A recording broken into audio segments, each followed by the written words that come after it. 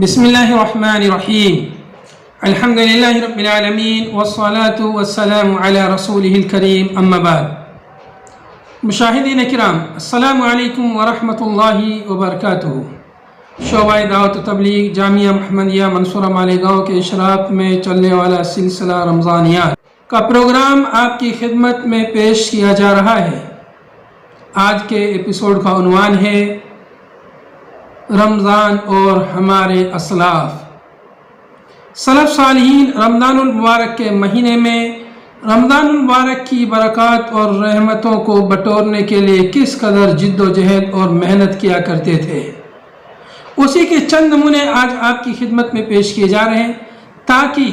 ان نمونوں کو سن کر ان کے احوال کو جان کر ہمارے اندر بھی ہمت پیدا ہو، ہمارے اندر حوصلہ پیدا ہو، اور ہم بھی رمضان کو موقع غنیمت جان کر کے رمضان سے بھرپور مستفید ہوں۔ اس اہم موضوع پر گفتگو کرنے کے لیے شعبہ دعوت و تبلیغ نے زحمت کلام دی ہے فضیلت الشیخ اظہار بشیر محمدی المدنی حفظہ اللہ کو۔ میں شیخ کا سپاسگزار ہوں کہ شیخ نے اپنے مخصوص انداز میں ہمارے سامعین کو مستفید فرمایا، فجزاہ اللہ احسن الجزا۔ آئیے سنتے ہیں پروگرام کو۔ رمضان الذي أنزل فيه القرآن هدى للناس وبينات من الهدى والفرقان فمن شهد منكم الشهر فليصمه۔ بسم اللہ الرحمن الرحیم والحمد للہ رب العالمین والصلاة والسلام علی رسول اللہ وعلی آلہ واصحابہ واتباعہ الی یوم الدین، اما بعد۔ مجھے دیکھنے اور سننے والے میرے باوقار بھائیوں اور بہنوں، السلام علیکم ورحمۃ اللہ وبرکاتہ۔ آپ کے سامنے بہت ہی مختصر سے وقت میں تھوڑے سے جملوں میں میں بس یہ بات رکھنا چاہتا ہوں کہ رمضان کا مبارک مہینہ جو انشاءاللہ چند ہی دنوں بعد سایہ فگن ہونے والا ہے، اس مہینے میں ہمارا اور آپ کا کیا حال ہے، جبکہ ہمارے سلف اسلاف کرام رحمہم اللہ، جن کی طرف نسبت ہمارے لیے باعث فخر اور شرف ہے، ہم اپنے آپ کو جن کی طرف منسوب کرتے ہوئے خوشی اور فخر محسوس کرتے ہیں، ان کا رمضان میں کیا حال ہوتا تھا، رمضان میں ان کی عبادتیں کیسے ہوتی تھیں، رمضان میں ان کا اپنے رب سے تعلق اور کتنا زیادہ مضبوط ہو جاتا تھا۔ اگر آج ہم اپنے مسلم معاشرے پر غور کریں تو پائیں گے کہ ہم مسلمان رمضان کو لے کر 3 خانوں میں بٹے ہوئے ہیں۔ ایک تو اللہ کے نیک بندے وہ ہیں جو رمضان سے پورا فائدہ اٹھا لیتے ہیں، تلاوت کرتے ہوئے، دعائیں مانگتے ہوئے، صدقہ و خیرات کرتے ہوئے، نمازیں پڑھتے ہوئے، جن کا رمضان گزر جاتا ہے اور وہ اللہ کے مقرب بندوں میں باذن اللہ شامل ہو جاتے ہیں۔ الحمدللہ، یہ وہ ہیں جو کامیاب ہو گئے۔ دوسری قسم کے لوگ وہ ہیں جن کا رمضان، شوال، شعبان سب مہینے برابر ہوتے ہیں، ان کو اس سے کوئی فرق نہیں پڑتا کہ کون سا مہینہ ہے، جیسے وہ شعبان میں تھے اسی طرح رمضان میں ہوتے ہیں، جیسے وہ رمضان میں تھے بالکل اسی طرح وہ شوال میں ہوتے ہیں۔ ان کو رمضان کے مہینے کے آنے اور جانے سے کوئی خاص فرق نہیں پڑتا، نہ ان کے مشاغل میں کوئی تبدیلی آتی ہے، نہ ان کی عبادتوں میں کوئی اضافہ ہوتا ہے۔ تو اللہ نہ کرے یہ بندے خائب اور خاسر ہو سکتے ہیں۔ اور تیسری قسم ان کی ہے جو رمضان سے کچھ فائدہ اٹھا لیتے ہیں لیکن پہلی قسم والوں میں شامل نہیں ہو پاتے، اور چونکہ کچھ فائدہ اٹھاتے ہیں، کچھ نفل پڑھتے ہیں، تراویح میں شریک ہوتے ہیں، قرآن کریم سے لگن اور توجہ ان کی بڑھ جاتی ہے، اس لیے اللہ ان کو دوسرے فریق میں شامل ہونے سے بھی بچا لیتا ہے۔ الحمدللہ، ہم اگر پہلے والوں میں سے نہیں ہیں تو کم از کم یہ امید تو رکھی جا سکتی ہے کہ انشاءاللہ ہم دوسرے والوں میں سے بھی نہیں بنیں گے، اور کچھ نہ کچھ ہمارا شمار اللہ کے فضل اور کرم سے، اللہ رب العالمین کے احسان اور نوازش سے ان پہلے لوگوں میں ہمارا شمار ہو سکتا ہے جو والسابقون السابقون اولئک المقربون میں سے ہونے والے ہیں۔ میرے بھائیوں، میری بہنوں، یہ ضروری ہے کہ ہم اپنے اسلاف سے اپنی نسبت رکھیں، ہم یہ جانیں، ہم یہ دیکھیں کہ وہ کیسے تھے، ان کی کیا حالت تھی، ان کی عبادتیں کیسے ہوتی تھیں، تاکہ ہم کو ترغیب ملے، تاکہ ہم ان کے جیسا کرنے کی، ان کے جیسا بننے کی کوشش کریں۔ اگر ہم اپنے اسلاف کو جانیں گے، ان کے حالات سے واقف ہوں گے، تبھی ان کے جیسا بننے اور ان کے جیسا کرنے کی کوشش کریں گے، اور پھر والسابقون السابقون میں ہم شامل ہو سکیں گے۔ آئیے مختصر سے وقت میں صرف 3 اہم باتوں کی طرف آپ کی رہنمائی کرنا چاہتا ہوں، امید کہ اللہ عز و جل ان باتوں سے مجھے اور آپ کو حال اور مستقبل میں فائدہ پہنچائے۔ اللہ رب العالمین فرماتا ہے شہر رمضان الذی انزل فیہ القرآن ھدی للناس وبینات من الہدی والفرقان۔ رمضان ہی وہ مہینہ ہے جس میں قرآن کریم نازل کیا گیا۔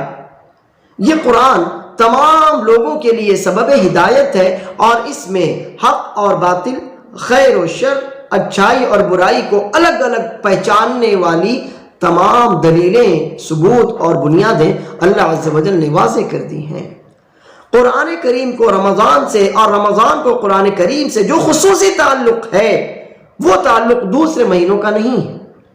کیونکہ اللہ عز و جل نے قرآن رمضان میں ہی نازل کیا، اس لیے رمضان کو شہر القرآن بھی کہا جاتا ہے۔ ہمارا حال تو یہ ہے کہ ہم عام دنوں میں بہت زیادہ قرآن کی طرف متوجہ نہیں ہوتے، رمضان میں ہوتے ہیں تو ایک بار قرآن کریم مکمل کر لینے کو کافی سمجھتے ہیں، حالانکہ رسول اللہ صلی اللہ علیہ وسلم رمضان میں پورا قرآن جبرائیل علیہ السلام کو سناتے تھے، اور جس سال آپ کی وفات ہوئی اس سال آپ نے 2 بار جبرائیل علیہ السلام کو پورا قرآن کریم سکھایا ہے اور سنایا ہے، اور اس کے علاوہ آپ رمضان میں جو قرآن پڑھتے تھے اس کی تو مثال ہی نہیں دی جا سکتی۔ امام مالک رحمہ اللہ کا حال یہ تھا کہ جب رمضان کا مہینہ آتا تو سال کے 11 مہینے ان کے جو دروس ہوتے تھے وہ سارے دروس بند کر دیتے اور رمضان میں صرف قرآن کریم کی تلاوت کیا کرتے تھے۔ امام شافعی رحمہ اللہ رمضان کی راتوں میں ہر رات 2 مرتبہ قرآن کریم مکمل ختم کیا کرتے تھے۔ امام بخاری رحمہ اللہ رمضان میں دن میں 1 بار قرآن کریم ختم کرتے تھے، اور تراویح کے بعد 1/3 یعنی عام معروف کے اعتبار سے 10 پارے روزانہ ہر رات کو تراویح کے بعد پڑھا کرتے تھے۔ اس طرح گویا امام بخاری رحمہ اللہ رمضان میں روزانہ 1 قرآن کریم اور ہر رات کو 10 پاروں کی تلاوت قیام اللیل میں کیا کرتے تھے۔ سعید بن جبیر رحمہ اللہ رمضان کی راتوں میں ہر 2 راتوں میں 1 قرآن کریم ختم کیا کرتے تھے۔ یہ حال ہے ہمارے سلف کا قرآن کریم سے متعلق، اسی لیے قرآن کریم کو شہر القرآن کہا جاتا ہے کہ دنیا کے تمام مشاغل ایک طرف، تمام علوم ایک طرف، تمام عبادتیں ایک طرف، اور قرآن کریم کی عبادت ایک طرف۔ جب رمضان کا مہینہ آتا تو سفیان ثوری اپنی دیگر نفل عبادتیں ترک کر دیتے اور پوری توجہ قرآن کریم کی طرف لگا دیا کرتے تھے۔ اسی طرح رمضان نفل عبادتوں کا بھی مہینہ۔ عام دنوں میں ہم جو عبادتیں کرتے ہیں اس سے کہیں زیادہ ہمارے دلوں کا میلان رمضان میں عبادتوں کی طرف ہوتا ہے۔ اسی لیے ہم رمضان میں جس طرح قیام اللیل اور تہجد کی پابندی کرتے ہیں، آپ پائیں گے کہ عام دنوں اور عام مہینوں میں وہ پابندی ہم سے نہیں ہو سکتی۔ رمضان میں جس طرح ہم بڑھ چڑھ کر کار خیر کرتے ہیں، عام دنوں میں تو اس کا تصور بھی نہیں کیا جا سکتا۔ سفیان ثوری رحمہ اللہ کا واقعہ تو آپ نے سنا، اب یہ بھی سنیے کہ امام وکیع بن جراح رحمہ اللہ کا کیا حال تھا۔ وہ روزانہ فجر اور ظہر کے درمیان چاشت کے وقت 12 رکعتیں ضحیٰ، چاشت کی 12 رکعتیں رمضان میں خصوصی طور پر پڑھتے تھے۔ پھر ظہر کے بعد نماز پڑھنے کے لیے کھڑے ہوتے، عصر تک نمازیں پڑھتے تھے، تراویح پڑھتے، اور تراویح کے بعد روزانہ 10 پارے قرآن کریم کے نماز میں، نفل نمازوں میں پڑھا کرتے تھے۔ اور اس کے علاوہ ہے جو وہ دن بھر میں قرآن کریم پڑھتے تھے۔ آپ دیکھیے کہ کس طرح ہمارے سلف نے رمضان کو جہاں قرآن کریم کا مہینہ بنایا تھا وہیں عبادتوں کا مہینہ بنایا تھا، اور اسی طرح سے رمضان یہ اطعام الطعام کا مہینہ ہے، لوگوں کے ساتھ خیر کرنے، ان کا تعاون کرنے، صدقہ اور خیرات کرنے کا مہینہ ہے۔ امام شافعی رحمہ اللہ فرماتے ہیں میں یہ پسند کرتا ہوں کہ لوگ رمضان میں زیادہ سے زیادہ صدقہ و خیرات کریں تاکہ اس کے ذریعے مساکین کے سحر و افطار کا، ان کی عید کا بہترین انتظام ہو سکے، اور میں یہ پسند کرتا ہوں کہ لوگ اس مہینے میں اس لیے بھی زیادہ سے زیادہ صدقہ کریں، خیرات کریں، ہدیے دیں، تاکہ وہ لوگ جو روزے کی وجہ سے، وہ لوگ جو تلاوت کلام پاک میں مصروف رہ کر، اور وہ لوگ جو راتوں کو جاگ جاگ کر عبادت کرنے کی وجہ سے دن میں کما حقہ روزی نہیں کما سکتے، ان کے لیے بھی سحر و افطار کا اور پورے مہینے کو آرام سے گزارنے کا موقع میسر آ سکے۔ حماد بن ابی سلیمان رحمہ اللہ روزانہ 500 روزے داروں کو افطاری کروایا کرتے تھے، اور جب عید ہو جاتی تو ہر مسکین جو ان کے ساتھ افطار کیا کرتا تھا، ہر مسکین کو وہ 100 دینار دیا کرتے تھے کہ جائیں اور اس سے اپنے آگے کی معاش سنوار سکیں۔ عبداللہ بن عمر رضی اللہ عنہما روزانہ مساکین کے ہمراہ افطار کیا کرتے تھے۔ اگر کبھی وہ افطار کر رہے ہوتے اور کوئی مسکین آ جاتا تو اپنا افطار اٹھا کر اس کو دے دیتے۔ کبھی گھر جاتے اور پتہ چلتا کہ ان کے گھر والوں نے کسی مسکین کو خالی ہاتھ لوٹایا ہے تو اس دن خود بھی گھر والوں کے ساتھ کھانے اور افطار میں شریک نہ ہوتے تھے۔ رسول اللہ صلی اللہ علیہ وسلم کا حال تو یہ تھا، کان اجود الناس بالخیر، کان رسول اللہ صلی اللہ علیہ وسلم اجود الناس وکان رسول اللہ صلی اللہ علیہ وسلم اجود ما یکون فی رمضان حین یلقاہ جبریل علیہ السلام، وکان جبریل یلقاہ فی رمضان فی کل لیلہ، فحینما یلقاہ جبریل علیہ السلام کان اجود بالخیر من الریح المرسلہ۔ رسول اللہ صلی اللہ علیہ وسلم سب سے زیادہ سخی، سب سے زیادہ فیاض تھے۔ رمضان میں رسول اللہ صلی اللہ علیہ وسلم کی سخاوت اور فیاضی بہت زیادہ بڑھ جاتی تھی۔ جبرائیل علیہ السلام نبی کریم صلی اللہ علیہ وسلم سے روزانہ رات کو ملاقات کے لیے تشریف لاتے تھے۔ نبی صلی اللہ علیہ وسلم انہیں قرآن کریم سناتے تھے۔ چنانچہ جب جبرائیل علیہ السلام آپ سے ملاقات کے لیے آتے اور پھر جاتے تو نبی کریم صلی اللہ علیہ وسلم کی سخاوت اور زیادہ بڑھ جاتی، اتنی زیادہ بڑھ جاتی جیسے کہ تیز چلنے والی ہوا ہو، اس سے بھی زیادہ نبی کریم صلی اللہ علیہ وسلم رمضان میں سخاوت اور فیاضی کیا کرتے تھے۔ تو یہ تین کام جو میں نے آپ کے سامنے رکھے ہیں، خصوصیت سے رمضان میں ان کی طرف اور زیادہ توجہ دینی چاہیے۔ تلاوت کلام پاک کہ رمضان تو قرآن کریم کا مہینہ، عام عبادتوں میں کثرت کہ رمضان میں جس طرح سے انسان کا دل عبادت کی طرف مائل ہوتا ہے، اتنا زیادہ عبادتوں کی طرف میلان دوسرے مہینوں اور دوسرے دنوں میں نہیں ہو سکتا۔ اور تیسری عبادت کثرت سے صدقہ و خیرات کرنا، جیسے کہ رسول اللہ صلی اللہ علیہ وسلم کا مبارک حال میں نے آپ کے سامنے رکھا، اور اسلاف کرام میں سے چند لوگوں کا حال میں نے آپ کے سامنے رکھا۔ اور ایک خصوصی عبادت جس کی طرف ہم بہت کم توجہ دیتے ہیں، وہ رمضان میں دعا کی قبولیت کا معاملہ ہے۔ اللہ عز و جل نے جہاں رمضان کے مہینے کے روزوں اور قرآن کریم کا ذکر کیا، درمیان میں اللہ رب العالمین نے دعا کا ذکر کیا ہے۔ رمضان اور روزوں کی آیتوں کے درمیان اللہ رب العالمین فرماتا ہے وَإِذَا سَأَلَكَ عِبَادِي عَنِّي فَإِنِّي قَرِيبٌ أُجِيبُ دَعْوَةَ الدَّاعِ إِذَا دَعَانِ، میرے بندے آپ سے میرے بارے میں پوچھیں تو انہیں بتائیے کہ میں تو قریب ہوں،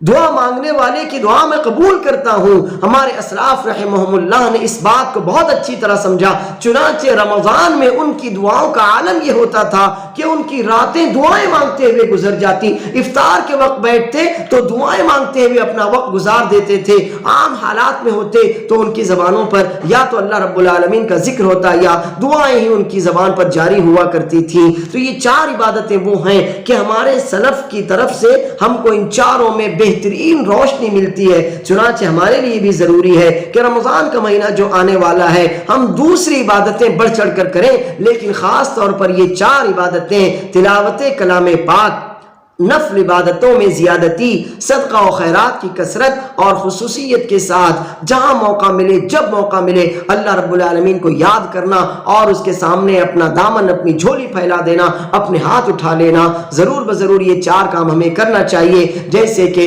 اسلاف کرام رحمہم اللہ کا حال میں نے آپ کے سامنے رکھا، امید کہ آپ نے ان باتوں سے فائدہ اٹھایا ہوگا اور آپ کو ترغیب ملی ہوگی کہ ہاں ہمیں بھی بڑھ چڑھ کر یہ اعمال کرنا چاہیے، تاکہ ان لوگوں میں ہمارا شمار نہ ہو سکے کہ رمضان آتا ہے اور چلا جاتا ہے، ان کے یہاں عبادتوں کی اور خیر کی کسی طرح کی کوئی رمق نظر نہیں آتی اور نہ ان کو خیر میں آگے بڑھنے کا کوئی حوصلہ ملتا ہے، بلکہ ہمارا شمار ان لوگوں میں ہو جو اسلاف کے نقش قدم پر چلنے والے ہیں، اور اسلاف کو یہ روشنی رسول اللہ صلی اللہ علیہ وسلم سے ہی ملی تھی۔ انہوں نے نبی کریم صلی اللہ علیہ وسلم کو اپنا منہج بنایا، جیسا نبی کریم صلی اللہ علیہ وسلم نے نمونہ ان کے سامنے رکھا، انہوں نے امت کے سامنے یہ نمونہ رکھا ہے۔ تو اسلاف کرام رحمہم اللہ کے منہج کو اختیار کرنا، ان کی روش پر چلنا، دراصل نبی کریم صلی اللہ علیہ وسلم کے منہج کو اختیار کرنا اور آپ کی مبارک روش پر چلنا ہے۔ اللہ عز و جل مجھے اور آپ کو اس کی توفیق عطا فرمائے اور رمضان سے ہر طرح کا بھرپور فائدہ اٹھانے والوں میں ہمارا بھی شمار ہو۔ وآخر دعوانا ان الحمد للہ رب العالمین، والسلام علیکم ورحمۃ اللہ وبرکاتہ۔